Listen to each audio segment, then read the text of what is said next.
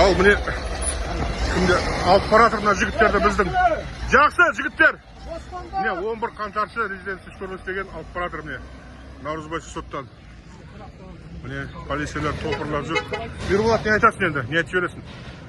Енді Ильяс бауырым.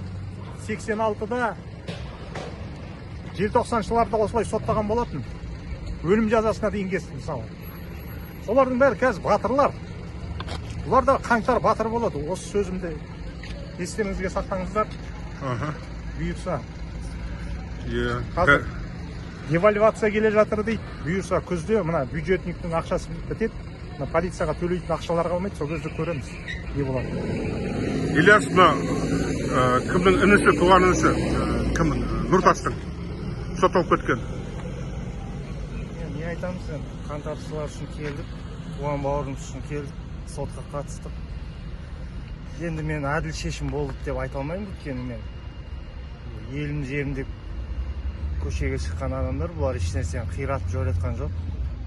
Үкіметтің өзі қиратып жойратты ғой негізі. Болат Назарбаевтың 600 адамы ақша алып арандату істеген білеміз оны. Әділ сот болды деп айта алмаймын. Мен не болса да пешенесін жазғанын көреді жігіттер. Бауырымыз үшін. Апелляцияға бересіңдер ғой? Енді береміз ғой, бірақ мен мына соттың шешімінен кейін ол апелляция оңтайлы. Соңына дейін бару керек қой, бастағаннан кейін болды. Дұрыс па? Апелляция бар, жоғарғы сот бар бұйырса. Әлі 2 инстанция бар да. Егер сот әділ болса, шығарылуы тиіс. Баке, сіз белсенді кісі ауырса да инсульттан кейін келіп тұр. Аяғым сол барады. Ойлаймын, әділдік ондай көрінген жоқ. Мына биліктің істеп жатқанын неше жыл болды, уже 30 жылдан асып кетті көріп жатқанын. Әділдік көрген жоқпыз бір соттан да. Соттың әділ болған. Жазықсыз біздің жігіттерді, қыздарды